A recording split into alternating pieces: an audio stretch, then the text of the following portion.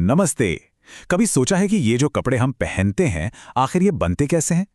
आज हम इसी की तह तक जाएंगे। मतलब रेशो और कपड़ों की दुनिया को समझेंगे। और हाँ, अगर यूपी टेट या सुपर टेट की तैयारी चल रही है तो ये टॉपिक तो बहुत ही जरूरी है। तो चलिए शुरू करते हैं। तो आज का हमारा रोड मैप क्या है? सबसे पहले हम समझेंगे कि रेशे क्या होते हैं, फिर देखेंगे कि ये कितने तरह के होते हैं। इसके बाद रेशे से कपड़ा बनने का पूरा सफर देखेंगे। फिर कुछ खास रेशो पर बात करेंगे और आखिर में वो जरूरी फैक्ट्स जो सीधे सीधे एग्जाम में पूछे जाते हैं। तो चलिए सबसे पहले बेसिक से शुरू करते हैं।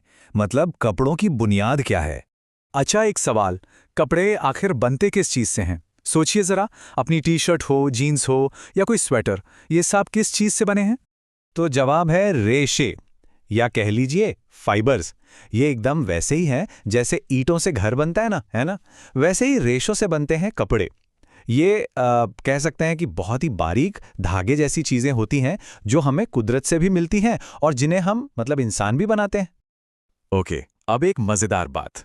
जितने भी रेशे हैं ना, उन्हें हम दो मेन परिवारों में बांट सकते हैं और एग्जाम के लिए ये बहुत इंपॉर्टेंट है। तो चलिए इसे जरा ध्यान से समझते हैं। तो देखिए, एक तरफ हैं प्राकृतिक रेशे, मतलब जो हमें सीधे सीधे पेड़ पौधों या जानवरों से मिलते हैं, जैसे कपास हो गया, ऊन, रेशम, ये सब। और दूसरी तरफ हैं सिंथेटिक रेशे।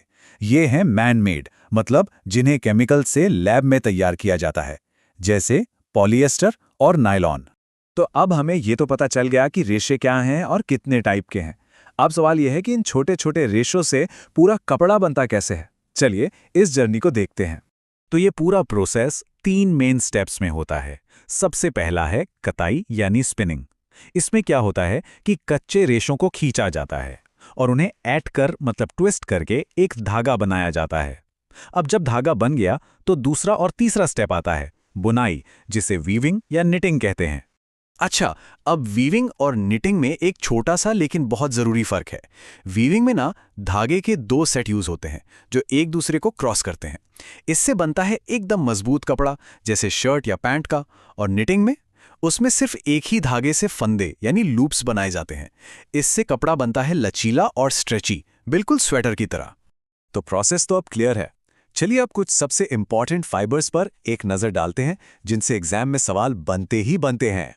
तो सबसे पहले बात करते हैं कपास यानी कॉटन की। हम सब इसे यूज करते हैं। गर्मियों में कॉटन के कपड़े कितने आराम देते हैं, है ना? वो इसलिए क्योंकि ये एक तो हवादार होते हैं और दूसरा पसीना बहुत अच्छे से सोख लेते हैं। तभी तो कूल कूल फील होता है। और अब आते हैं सिंथेटिक फैमिली के स्टार पर, पॉलिएस्टर। जो स्पोर्ट्स के कपड़े होते हैं ना, वो ज्यादातर इसी के बने होते हैं। पता है क्यों? क्योंकि ये बहुत ड्यूरेबल होता है, इस पर सिलवटें नहीं पड़ती और सबसे बड़ी बात, ये बहुत जल्दी सूख जाता है। अब ये जो टेबल है ना, ये एक तरह की क्विक रिवीजन शीट है।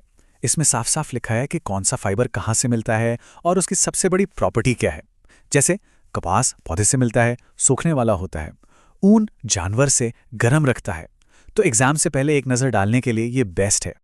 और अब वो हिस्सा जिसका सबको इंतजार था, एग्जाम के लिए सबसे जरूरी फैक्ट्स। चलिए फटाफट देख लेते हैं। ये सवाल अक्सर जीके में भी आ जाता है।